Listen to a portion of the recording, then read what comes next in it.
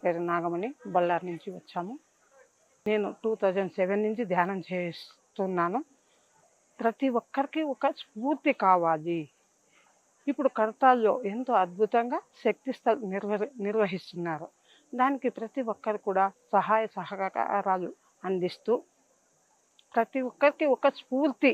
ఒక కాశీకి వెళ్తే ఈ పరమశివుని కొలుస్తున్నాము, అలాగే ఒక కృష్ణుని కొలుస్తున్నాము. అలాగే కృష్ణుడు భూమిపైన ఉండేంత వరకు కూడా ఈయన్ను ప్రతి ఒక్కరు కూడా ఒక స్ఫూర్తిదాయకంగా ఉండడం జరుగుతుంది.